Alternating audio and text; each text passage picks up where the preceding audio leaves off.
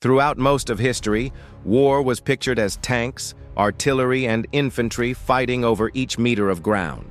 But the 21st century is showing something very different, a kind of warfare where the distance between the person who fires and the target can be thousands of kilometers, and the projectile knows exactly which window to hit. People call this high-tech warfare. Here, victory is not only about how many guns or bombs you have, it is about satellites, data, guidance algorithms, and weapons that can strike a single vehicle in the middle of the night. And at the top of this race is a new class of weapon that is worrying militaries around the world: hypersonic weapons.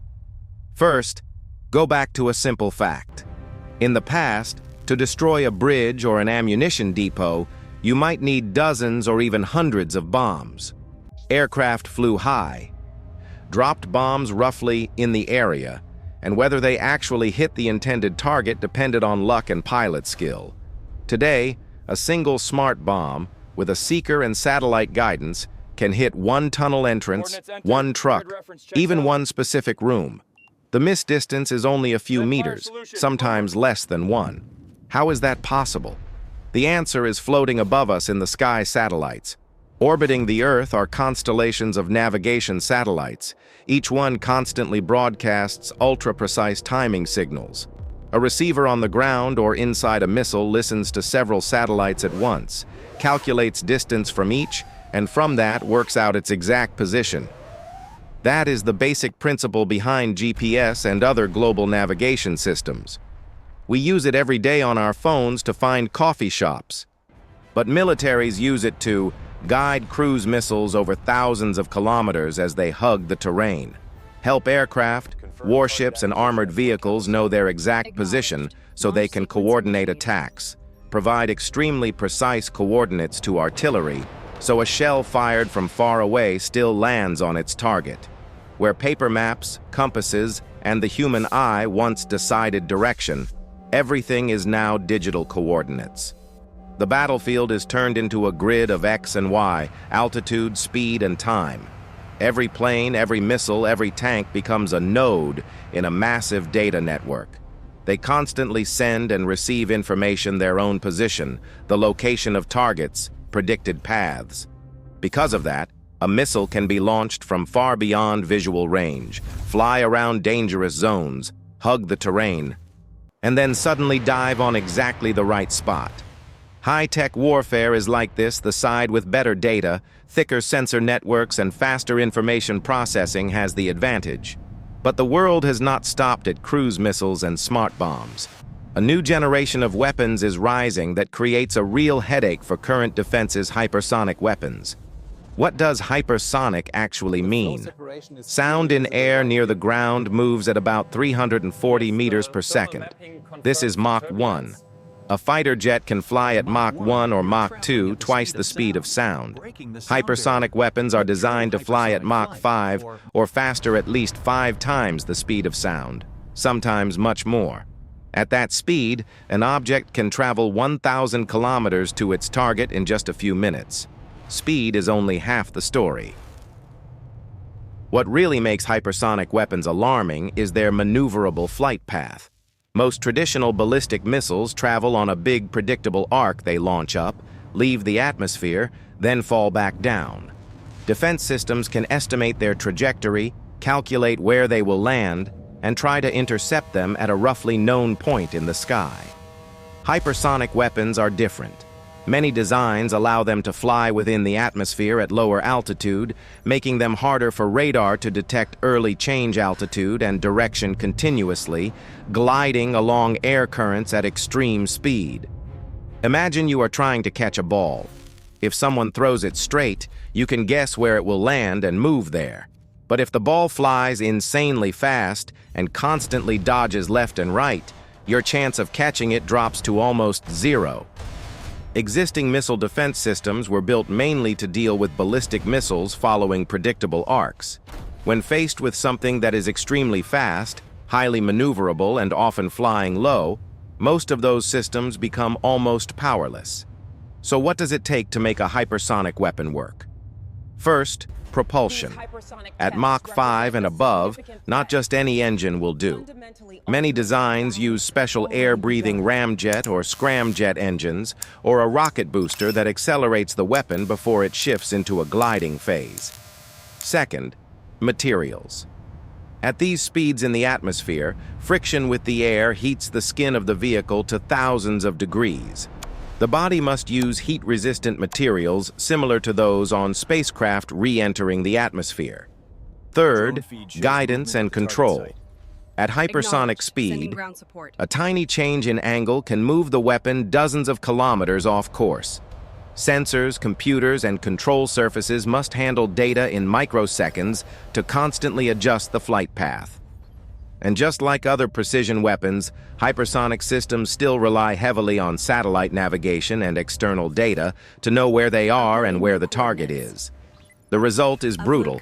The warning time for the side under attack shrinks dramatically. A ballistic missile might take tens of minutes to arrive, enough time for radar to detect it, leaders to hold an emergency meeting, calculate trajectories, and prepare interceptors. A hypersonic weapon can make all of that happen too late. Current defenses usually consist of multiple layers radars, interceptor missiles, airborne early warning planes. They need time to coordinate. If the threat appears and hits within just a few minutes, that reaction space is squeezed to almost nothing. That is why people say hypersonic weapons make today's defenses helpless, not because interception is impossible in theory, but because time and unpredictability make it incredibly hard in practice. But high-tech warfare is not only a race in speed, it is also a race in eyes and brain sensors and data processing. In the sky, imaging satellites photograph every region, tracking ships, vehicles, and aircraft. On the ground, radars and listening posts intercept signals. At sea, patrol ships carry powerful sensor suites. All of these eyes constantly pump data into command centers. There, computers use algorithms to analyze and map threats. A convoy moving strangely, a warship changing course, a missile launcher opening its hatch, all of these become data points. When it is time to attack, planners no longer say, "Hit this general area," but strike this exact coordinate, with a delay of no more than a few minutes. Missiles or smart bombs are programmed not only with fixed coordinates, but sometimes with moving targets. They can receive updates in flight, shift direction, and catch a warship or vehicle that is on the move. This is network-centric warfare. Every combat unit is no longer acting alone, but as a node in a system linked by real-time data. However, relying so heavily on satellites and data opens up a new vulnerability. If someone blinds the satellites, jams the signals, cuts the bandwidth, disrupts GPS, or hacks the networks that feed the command centers, then the high-tech war machine can suddenly become blind and forgetful. That is why, alongside hypersonic and precision weapons, nations are pouring resources into space warfare capabilities to disable enemy satellites.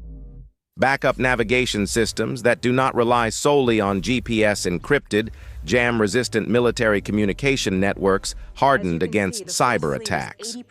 The game keeps getting more complicated.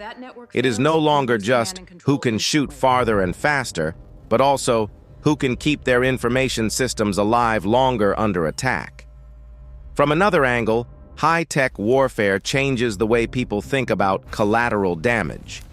If every round can hit exactly the right spot, in theory, fewer civilians should be harmed compared to area bombing. But there is a dark side. The threshold for using force may become lower. When leaders believe they have surgical weapons, they might be more willing to approve strikes, thinking the risks of spillover are small. And no matter how precise, every missile launch is still part of an escalation spiral. Countries watch one another, see that the other side has hypersonic weapons and dense satellite networks, and refuse to fall behind. The technology race feeds itself. In the end, from precision missiles to hypersonic gliders, from GPS to satellite data networks, war has turned into a confrontation of speed, information, and algorithms. On the surface, we only see a missile streak across the sky and an explosion. Behind that are hundreds of satellites, thousands of sensors, millions of lines of code, and countless decisions made in the shadows. Hypersonic weapons challenge today's defenses not just because they are fast, but because they are the next step in a long-running logic making attacks more precise, more unpredictable, and harder to stop.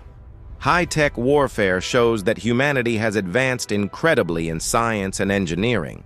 But it also reminds us that every leap in technology brings a big question with it. Will we use these new capabilities mainly to deter and prevent war? Or will they push the world closer to a kind of conflict no one really wants to see?